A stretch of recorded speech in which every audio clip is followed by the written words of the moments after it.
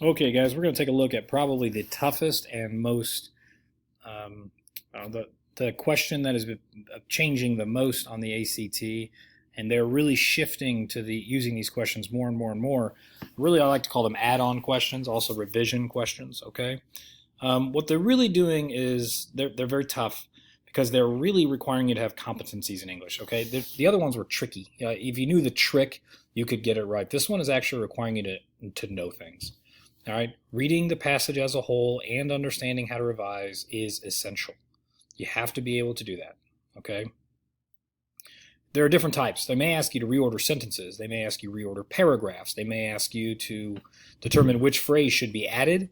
They may ask you to determine what is lost if you delete a phrase. They also may give you this option of what kept, delete, which determine based upon the passage as a whole whether or not a passage should be deleted or not. Okay, like not the whole reading selection, but just like a paragraph or something like that, or a sentence. It's very, very tough. Okay, so let's take a look at an example where they're reordering paragraphs and sentences. So here's some real ACT examples, right? And usually, all right, I shouldn't say usually, when you're reordering, the most logical answer is the one that's chronological. You want to go with chronology, all right? So the passage reads, born in Kansas in 1897, Earhart broke what were then the rules for girls right from the start. She was considered a tomboy and belly flopped downhill on sleds, climbed trees, and hunted. Before long, she was taking lessons, and then her first plane had been bought. By 1928, she had become the first woman to cross the Atlantic Ocean in an airplane. She went on to set record after record, showing what a person from Kansas can do. She became fascinated with flying as a young woman when she took her first flight with a stunt pilot. Well, that seems like a weird sentence at the end, right? So that's what they're asking about. For the sake of logic and coherence of the paragraph, where should it be placed? And then it gives you the options. Well, we know that it should be in chronological order. So, first she was born, sentence 1, that makes sense. Then she was considered a tomboy. That also makes sense. Sentence 3 says she was taking lessons. What has to happen before she takes lessons? She needs to become fascinated with flying, and that's why it should be between sentences 2 and 3. Okay, so it's just about chronology. Put it together like a puzzle. Sometimes they're going to ask you if you should add a phrase. These can appear as like a yes, yes, no, no option, or they can just flat out say, where should it go, right? So the passage reads, in contrast, the U.S. Navy searched the Pacific for the plane and its occupants for weeks before giving up. Rumors have abounded ever since. Perhaps Earhart was on a spy mission for President Roosevelt, or perhaps she crashed and lived for years undiscovered on an island. It is most commonly assumed that she ran out, and it finishes that she, ran out of gas and crashed. So, and then the question is, which of the following true statements, if it were to be added here, would best develop the point being made in the preceding sentence? So the preceding sentence is, maybe this happened. There are a bunch of rumors. Maybe that happened. We don't really know what happened. So which one of those answer choices continues on with the idea of rumors or possible explanations? Well, look at C, still another theory, so it makes sense to go ahead and go with C on that one because it fits in with the pattern of the other sentences, or the other rumors, I should say.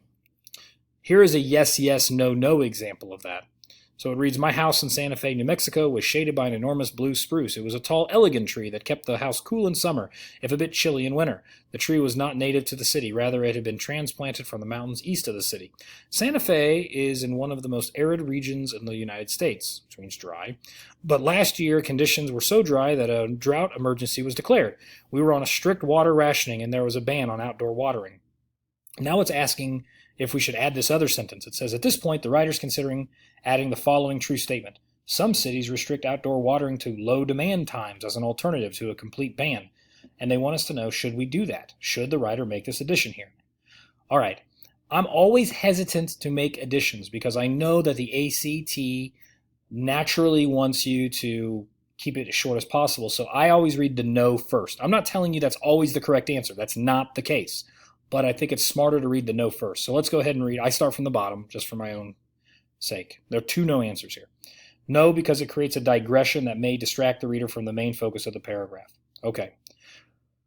So do we need to know that other cities didn't restrict outdoor watering? Well, it's not really relevant to what we're learning. If you read the entire passage, which I know we don't have here, but if you read the entire passage, it's about how the tree gets sick but how other types of flowers and trees, shrubs, cacti, whatever, happen to grow when he loses his spruce tree.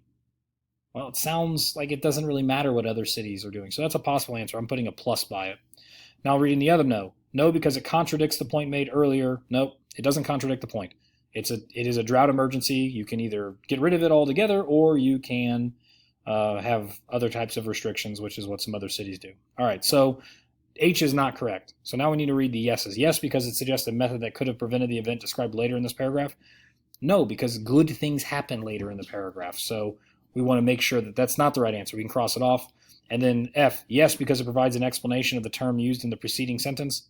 No, that doesn't help us. Were you confused what a drought was? Probably not. So we can go ahead and eliminate that one, and that's why our answer is J. All right. Now they're going to ask you sometimes what's being lost. So these questions require you to determine what a specific sentence or phrase adds to the passage or paragraph as a whole, right? So the passage or the little sentence here reads, nearby, light reflected off the polished surface of the Vietnam Veterans Memorial's black granite wall. And now they're wondering if we should get rid of this. It says, if the writer were to delete the words polished, black, and granite from the preceding sentence, the paragraph would lose descriptive elements that primarily... We know we're losing something, so what would we lose? Well, let's take it out. Let's read it without. Nearby, light reflect off the surface of the Vietnam Veterans Memorial wall. Sounds pretty bland. It sounds like we're missing some... Like, I don't even know what we're seeing here. So let's go through our answer choices. Support the writer's case for improving the lighting at national monuments. That's not what the passage talks about.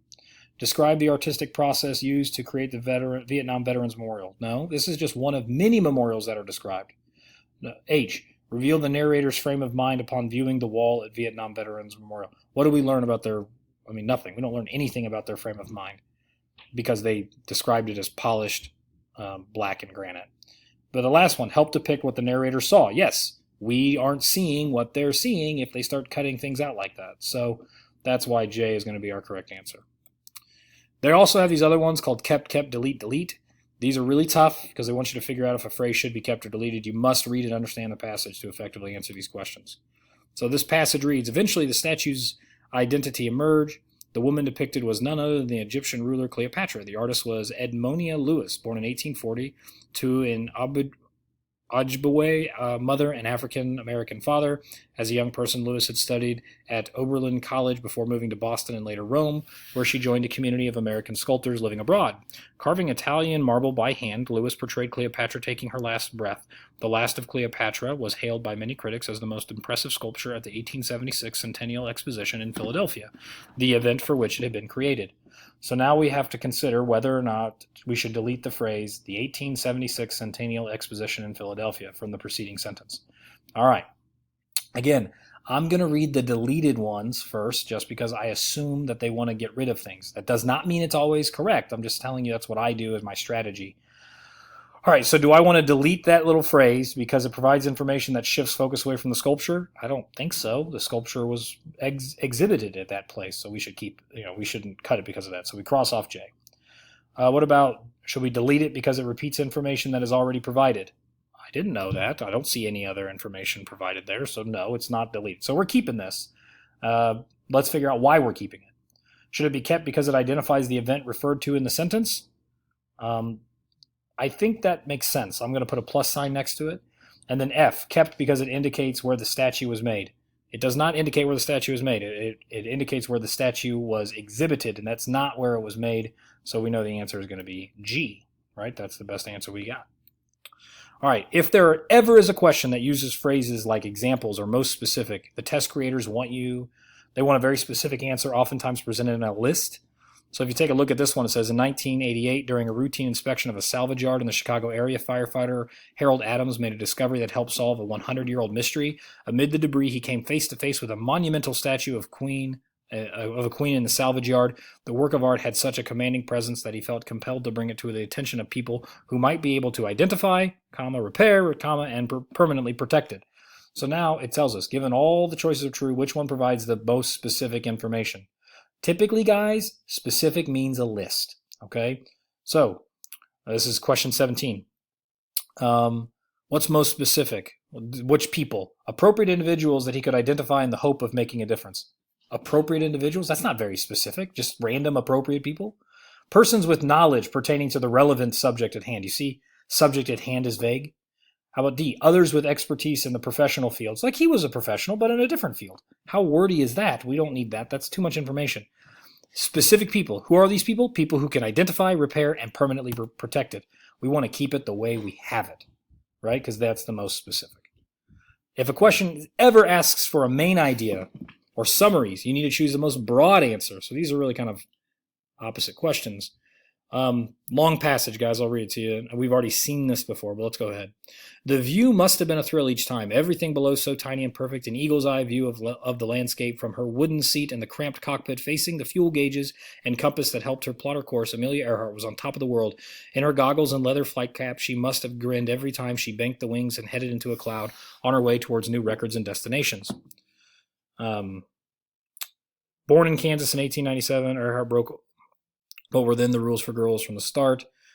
She was considered a tomboy, belly flopped downhill on sleds, climbed trees, and hunted. Before long, she was taking lessons, and then her first plane had been bought. By 1928, she'd become the first woman to cross the Atlantic Ocean in an airplane. She went on to set a record after record, showing what a person from Kansas can do. So now it says, given all the choices are true, which one best summarizes this paragraph's description, okay, of how Earhart broke what were then the rules? So now we want broad answers.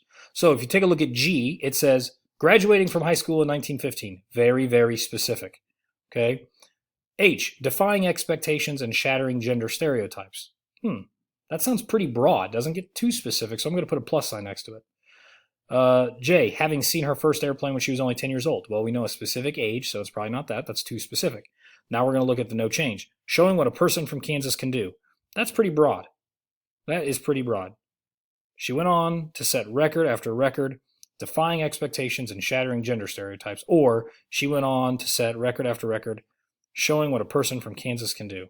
Well, it probably needs a little more specificity, because it talked about how she's breaking what were then the rules. You see that in the passage, or in the question, it goes back to it.